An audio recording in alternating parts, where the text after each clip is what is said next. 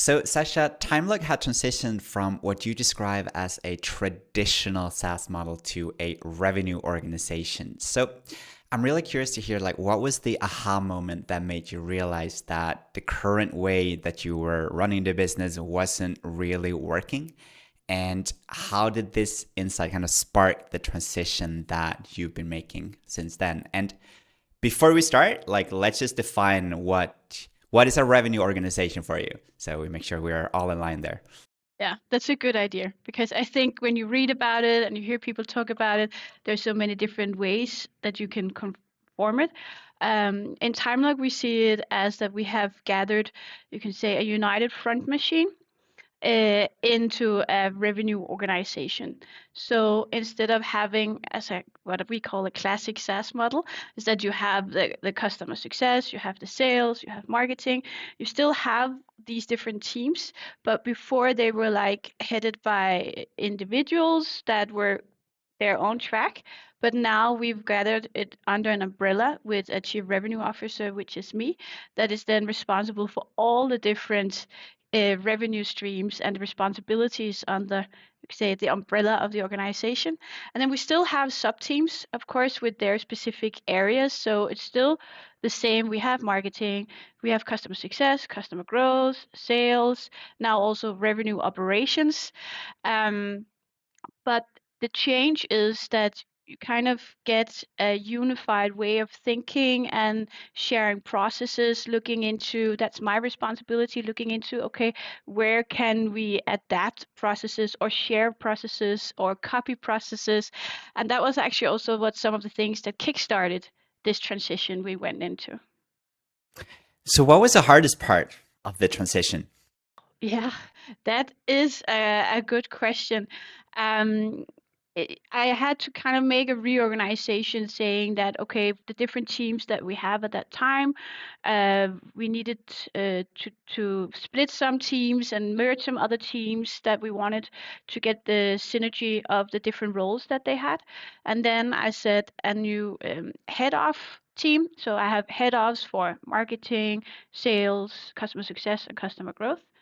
And we kind of had to redefine how are we working together now and how do we have a shared responsibility of all the revenue streams. So if you're in sales, you don't only look at the new biz figure. You actually have something to do with all of the different KPIs and the revenue streams that we have. And I think the culture and the mindset of changing the way you go to work and not only looking at one thing, but actually saying that's 80%, and then the rest of the 20%, I need to find out how to help the others and how we connect it.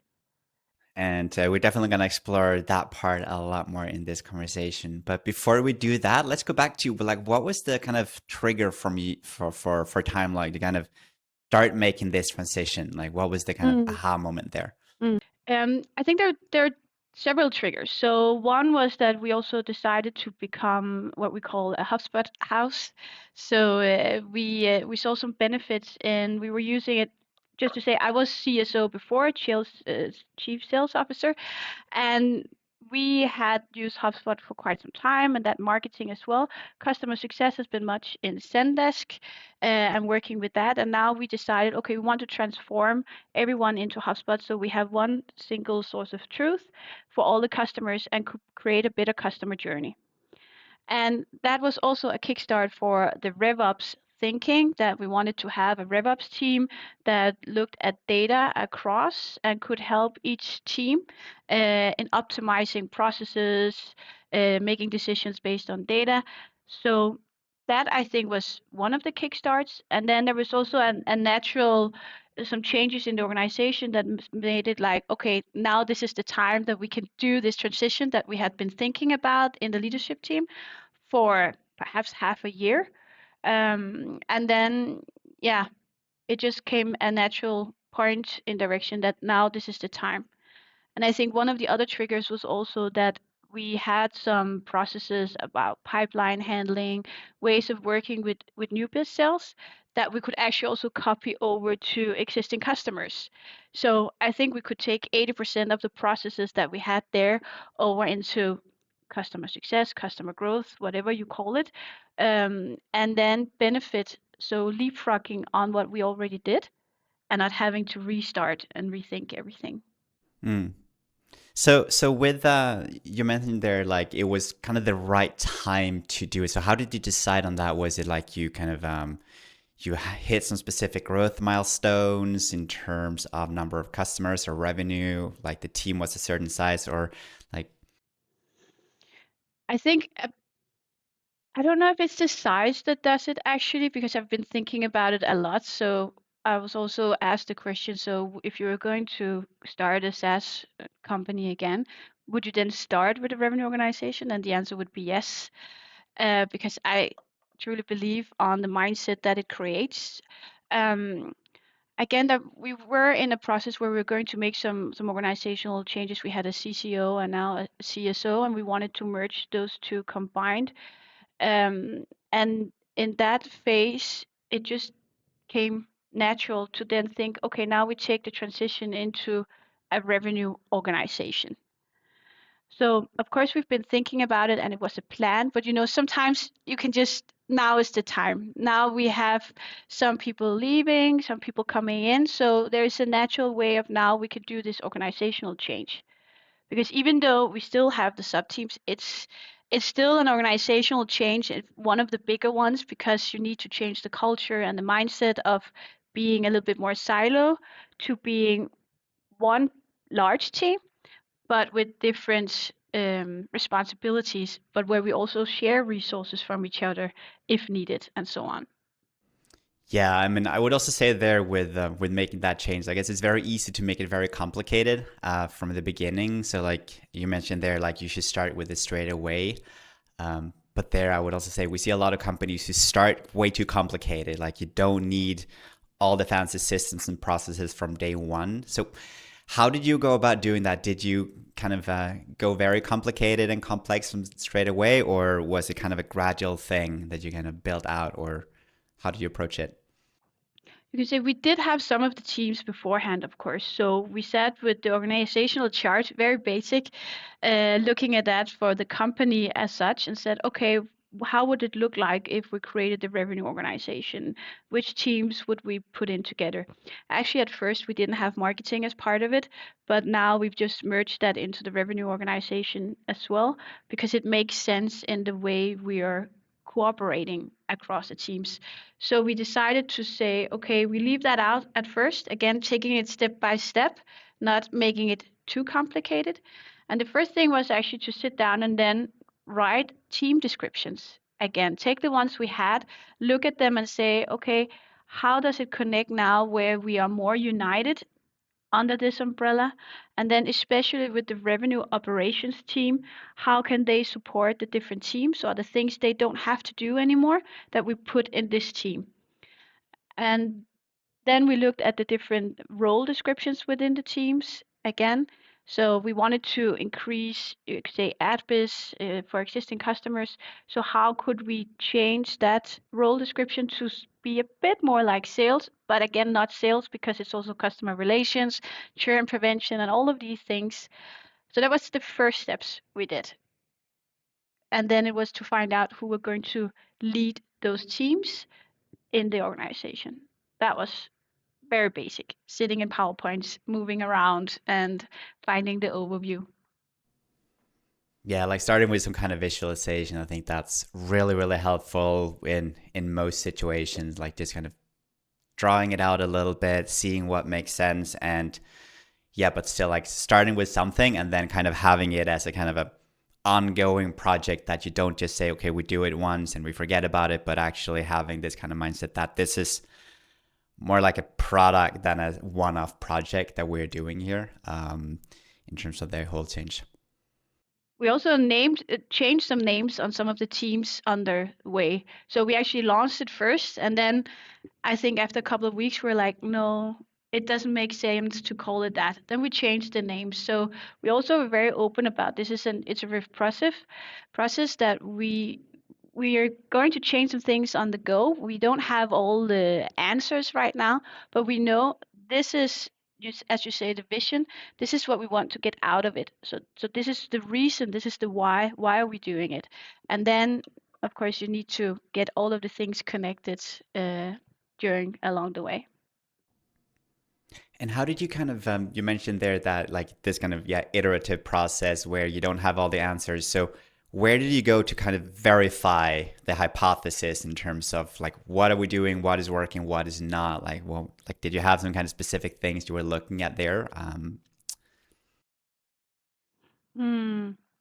Of course, I was doing a lot of research on how had other larger organizations created this revenue organization. And again, I truly believe that you need to find what's suitable for your type of organization and the way you're working and the amount of people and so on. So there's not just one box that fits everybody, but taking the best from these, what we learned, and then brewing it together and say, okay, I think this will fit with our culture, our way of working, our current processes, and then kind of have a list of, okay, but these are the processes we need to look into because this is where we really can benefit from the new organizational setup. Yeah. So yeah, sadly there isn't like this kind of No, hack, like the it very would be popular too thing, easy, the wouldn't it? secret.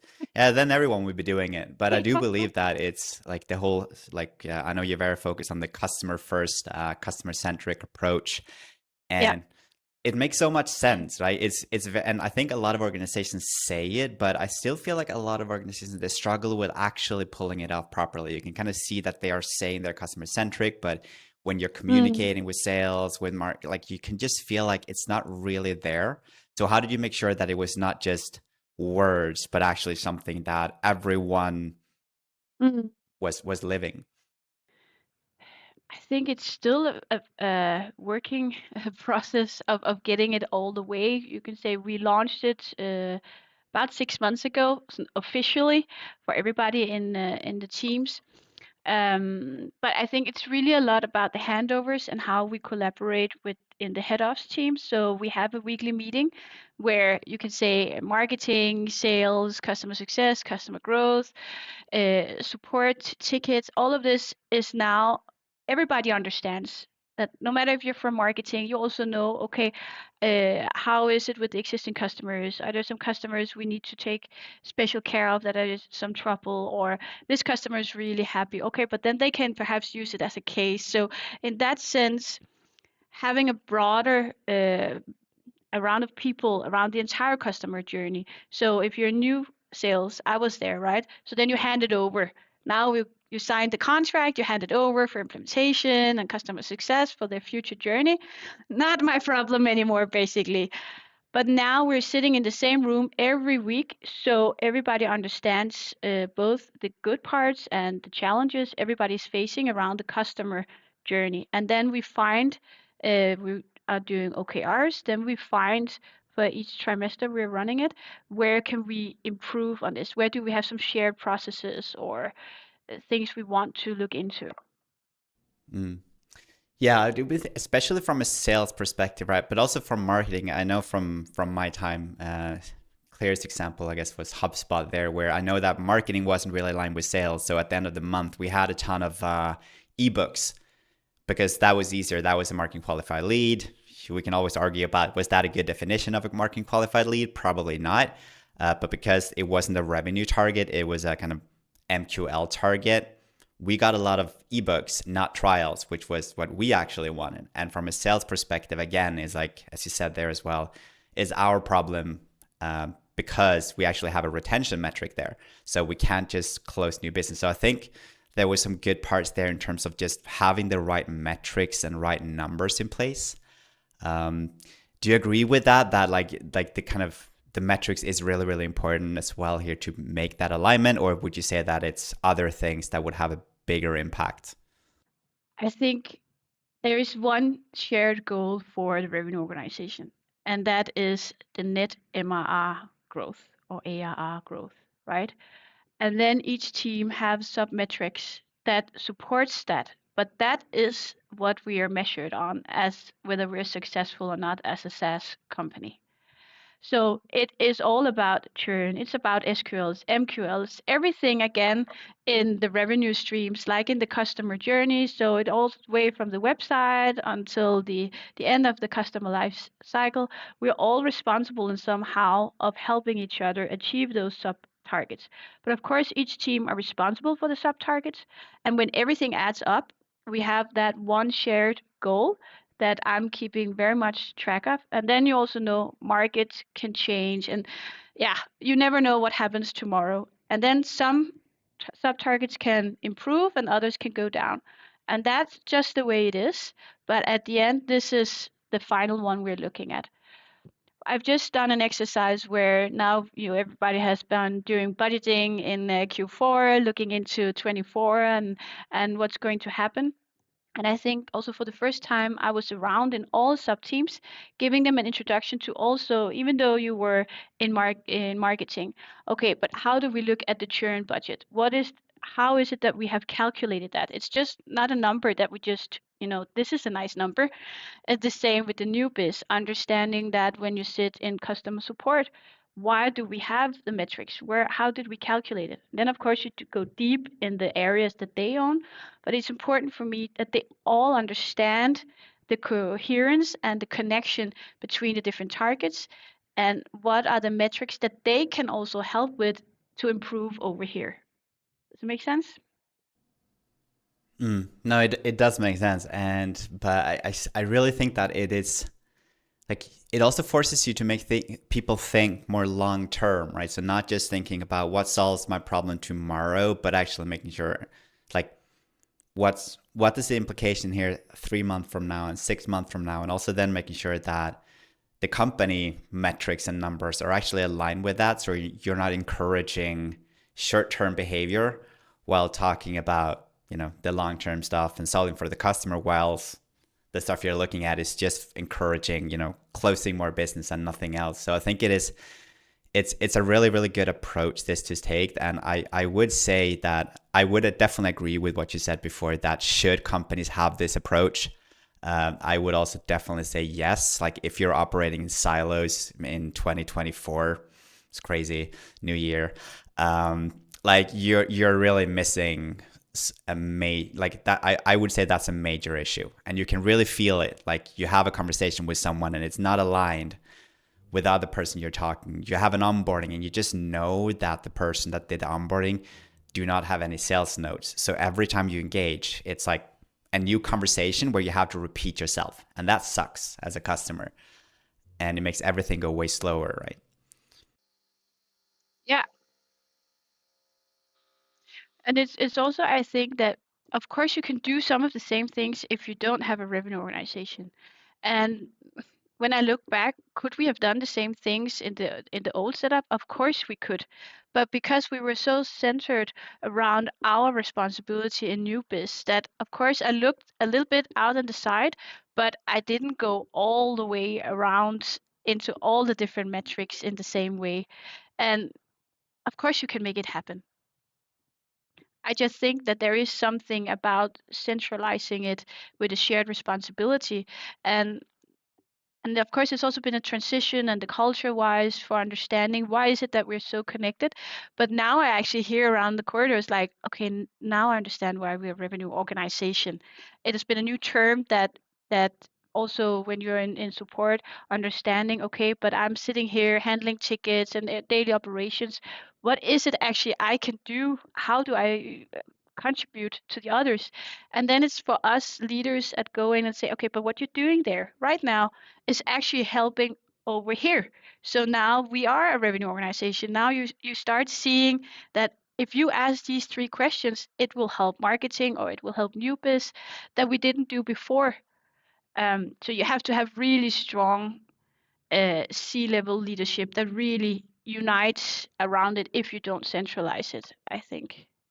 Yeah, but I also think it's the whole story, right? Like, because you're kind of making a statement with this, like, you have, okay, it's kind of one number, it's one organization, it's not separate ones, and you can talk to, and you can have a story around that approach. Mm. I think it's also easier for people to just get it, because you're actually kind of living it in a very distinct way. So I definitely think it's a lot easier, but of course, change can be quite challenging. Like, the larger organization, the more established, different tools, stuff like that, Yeah. the harder it is to. Do you think you could do it with with having more like a fragmented, like one CRM using customer success tool somewhere else and a support tool, like, do you think it would be possible like that also, or do you think like the kind of everything into HubSpot was a big part of this so far working out pretty well? Yeah, I think of course you could do it. It shouldn't be around the tech stack that is defining it, but I think it's making it easier for everybody when we did the transition. But I'm also say that we went to just also launching a revenue organization, organizational change, but also the tech stack. It was two really big things in one. Could I do it differently? Perhaps I would have not had those two together at the same time, but sometimes just the way it is, right? It's the timing. But if I were going to go in and do it again somewhere else, I would definitely look at the tech stack and see, okay, how can we leverage on it with either it has to be really good integrations with the data flow so that you again understand the entire customer journey. Before we were a bit locked in different systems and didn't get the entire overview of the good things we were doing, or when you were sitting answering phone calls, you couldn't see this. Just for the customer's sake, also, you need to think about it. Yeah, no, but I think it's an important point there what you said, that I mean, it's it's not the tools per se. Like if you have a bad process, you have a bad structure, it's not properly implemented, it doesn't matter what tool you have. But if you have a good idea and you know what we're trying to do, you mapped it out as we talked about before, that and you pick a tool that actually works for your way of working, like of course it will have a big impact, but it's not gonna do anything unless you know what you're doing, I would say. And I think that's a lot of people have that expectation when they implement a new CRM that it's gonna magically do something. It's not. Like if you have a bad process, it doesn't matter if you're using HubSpot or Salesforce or Pipedrive or something else. Like fix your process first and then pick the tool that fits your kind of way of working. And it's kind of at least my experience there. Yeah. You need to know where you want to go, right? And then have that vision and that path, and then find out, okay, how do I then get the bricks to get there? But I would say one of the really major things was also us creating this revenue operations teams, making them responsible for the shared data structure, the processes, the integrations with other internal tools that we have. When we introduce new features, okay, instead of each team before had to, okay, what's new in HubSpot? Okay, then we're going to do it this way. We're going to do it this way. No, now there's one team that's looking into that and then says, okay, but for these 3 out of 4 teams, perhaps it makes sense, not for you. And then centralizing the release and the processes and changing. Another question there, like it was, I just realized now that I wanted to ask it before because you mentioned there that you didn't integrate marketing straight away. It was other. Where do you start? Where was the most friction? What was the most difficult part of the organization to kind of integrate into the revenue organization? That's a good question. I don't really know actually. I think it's different from each team, but of course you can say the ones with personal customer contact every day has some of the shared processes, where marketing now needs to support all of us, where I can say first it's very much about new biz and how to do that and a little bit about customers. But now when we're also, taking them into the organization, it becomes much more about, okay, how can we benefit from all the material in all teams again?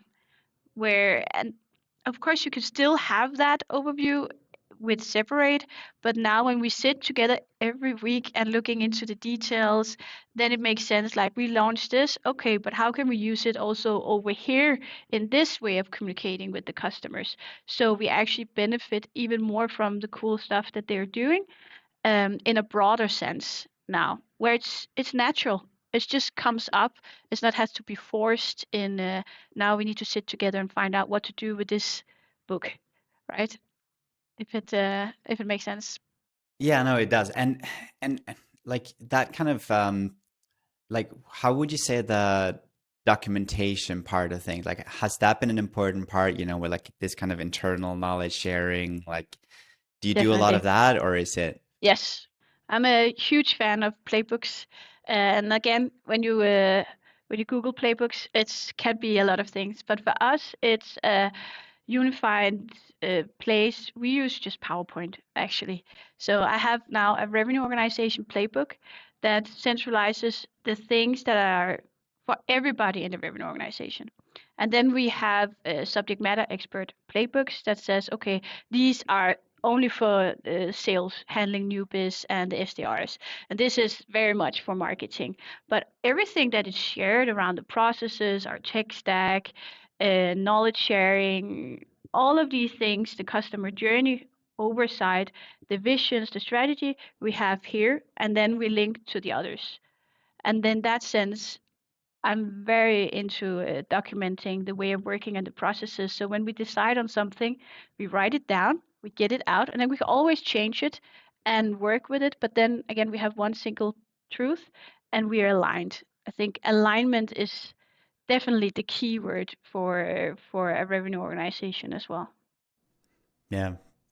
I find like the documentation it's one of the things that I also think a lot of companies struggle with. Like either you go too hard and you just make it super elaborate and you spend a lot of time and no one reads it and there's so much text, or you just like, yeah, we don't really do that here and we just do something and then no one knows. 2 years later, no one have any idea why things are working the way they are because the person who knew it left.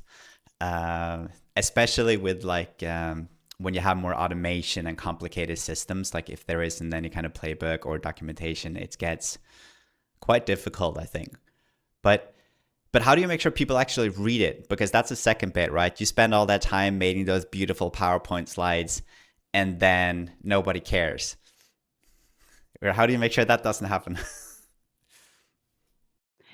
Yeah, and yeah, yeah. Um, we talk about it all the time. So when we have meetings, we say, this is where you can read in the playbook. Then we link to the page instead of sending out a long email. And it actually started because I was like, okay, we send out emails like, we've just decided this and this and this. This is how you should do it. And then it's sent out an email. And then when you get a new colleague, it's like, but you don't have those emails. So how do you know? So it's very much again of taking responsibility of the future onboardings of new cool colleagues.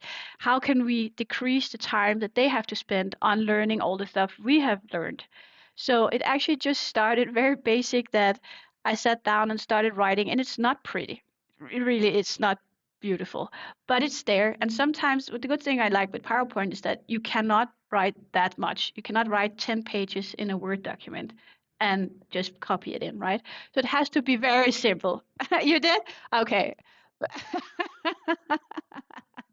Yeah, don't go that way.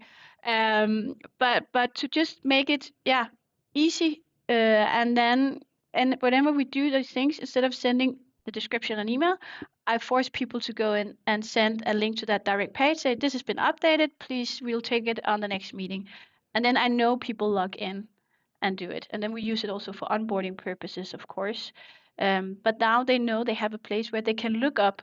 I remember there was something about this. Okay, now you know where it is. Yeah, I think actually every 6 months, the head ofs in the different teams, they go through it just once more. Okay, it's just something we've forgotten to update.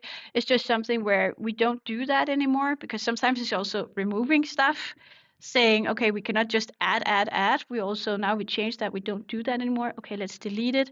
If there's also other organizational changes that affects us, then we it might affect everything. Um, but otherwise, it's more like on a daily basis when we do decisions or we change on the things, we know it's in there and then we update it. No, but I would definitely say like that kind of reviewing, but also what you mentioned there with also removing things. Like I kind of like the idea to kind of try to almost limit it. So we are going to try that for ourselves. Like we are not allowed to have more than a set number of like wiki articles and documentation. If we add more, we need to remove more. So I haven't really seen how it's going to work, but for me, it's more like you need to have some documentation, but I think you just all of a sudden you just go too hard on it. You have too many details and people don't read it and don't remember it. So that kind of balance, I think, is probably a kind of a never ending battle. Same with structures and systems and everything else. But I find it really hard to also looking at a lot of the documentation that we see from companies. I guess, proves that it is difficult because most don't do it very well, I would say. Yeah, and again, it's I think it's different from organization to organization and how you work. This is how my structure works and how my brain works, right? And others would probably do it in tons of different ways. But I think when you find a way, you need to stick to that one. So also the other teams that haven't had this way of working with playbooks, we introduce that and say, this is how we're doing it in a revenue organization. It can probably be done in tools and many different ways, but we need to stick to one way of doing it. So at least there we are aligned and then start helping each other. And that's also when we have our meetings in the head ops team saying, okay, now we've decided this, or this is a detail that's very important that our colleagues need to remember. We'll update the playbook right away and send it out. Instead of all the tons of emails, I always had a folder with important emails to remember if at some point you had to do this. That's removed now because now you know where to find it at least.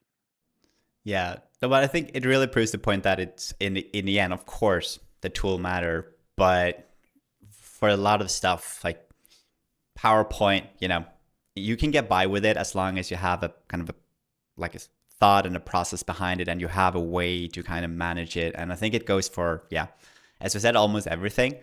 Um, as long as you have kind of some specific outcome you're looking for with it, you have a clear goal with it, you know why you're doing it, you know, the tool is the sprinkles on top, which is going to make it a lot better, maybe, if it's the right tool. Um, looking at the metrics from your side, like where did you see, like so far, I know it's only been 6 months, but where did you see the biggest impact so far after making this change for TimeLog?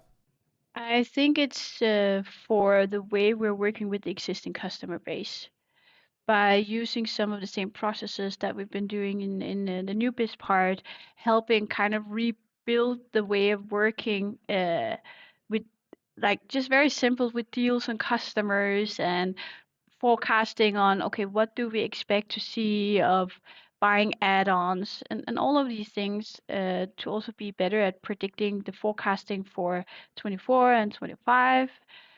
I think there we've really taken a huge step up in the maturity and at a lot less cost than what we did in new biz, where also 3 years ago we got an investor in where we grew quite a lot with a number of employees and everything was a bit chaotic because now we needed to grow because now we got this funding and we had to kind of restart. And I spent a couple of years of working with that.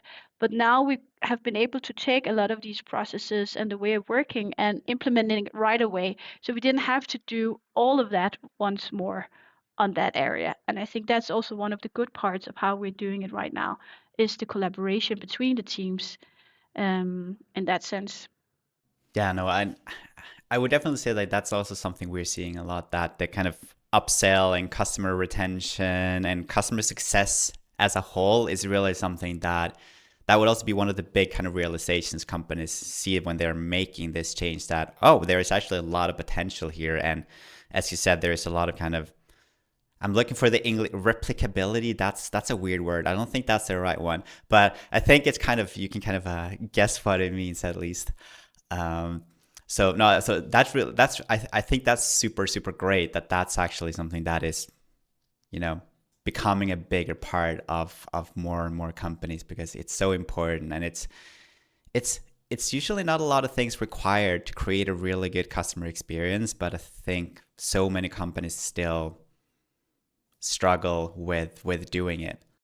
Yeah, and I think I have a long list of things we can still improve, right? But now we take it step by step, and I think this is the first step of having more people in your organization thinking about the entire journey and not just a part of the journey. And that's what I'm really working on with the team and on monthly meetings, where now all teams get a brush up of what has happened in the other teams, what's important right now or where did we have challenges, and then there's always one that's like, okay, but I think I can help you over here, even though I'm not belonging to that team, but I have some ideas on what we could do because we're more vocal about it and in a bigger forum instead of going into it in our own team trying to think we need to solve everything.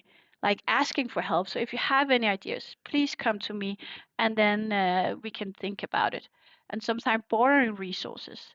So we're launching a new website, and then here around Christmas, it's not so busy in new sales because everybody is closing down and so on. So we could move around some of the resources to actually help on creating the website and having fun around that and learning how we're working in the different teams as well. So creating a little bit of a hybrid organization, I'm calling it internally right now, where we can move around depending on where we are scarce on resources in some periods. But I would imagine that when you actually get more and more of those, hey, I actually have an idea for you guys over here, like that got to be one of the kind of biggest kind of, yes, I Yeah. think we're on a path here when you actually get people Yes. not passively doing things because they have to, but proactively going in and actually helping each other because it's not natural in a lot of organizations that actually happens. So I think that that's probably one of the biggest milestones to kind of tick off that you're on the right path with this kind of It is. organization. It's where you can see my eye getting a little bit wet, where Yeah, I'm yeah, like, yeah, yeah, yeah. okay, Not it's crying. I just got some. no, I got something in my eye. But it is where I'm saying, like, my vision for this is to say 1 + 1 = 3. And I truly believe that that's where we're heading with this way of working and the collaboration between the teams, that you're not so alone anymore, but we're in this together. Yeah. And I think that's a good ending there for the bulk of the podcast here. So thank you so much for your time today, Sasha. And I'm just gonna end with a final question. As one I would hmm typically ask here. So, what's one learning or insight that has significantly changed your perspective on life and or business, or both? hmm I think it comes back to one of the things I've just mentioned, is that it's okay to ask for help. I can still have trouble in it because I'm a fixer. I would like to fix things myself. So sometimes just by asking out loud, saying, I'm challenged here, can anyone help me? You'll sometimes be surprised how many people that actually raises their hand, and how much more you get out of it. And by showing that, others will also ask for help. And then, yeah, we can do so much more together than being a lone hero. But it's taken some years to get to that it's okay. But I've seen some really great things coming out of it by reaching out. Yeah, I love it. No, the kind of, the collaboration there and daring to ask for help and just, I think there's some really, really powerful things in that. It's small, but I would also say, yeah, it's definitely something that would have an amazing impact if you kind of build a culture that actually encourages that. And also in private life, like Yeah. daring to ask for help. It Yes. doesn't have to be perfect all the time. You don't have to always know all the answers. Like I certainly don't. It's like if you're right, like 60% of the time, you're probably doing pretty well Exactly. in general. But Yeah. Sasha, was an absolute pleasure having you on today. So thank And you very thank you for much. having me. It's Yeah, been no, really nice. absolute pleasure. So we're also going to add a little bit more details and links to both Sasha's LinkedIn and also on TimeLog, like the website there, so you can go and check them out. But yeah, let's leave it at that, and have a great rest of your day. Thank you. Likewise.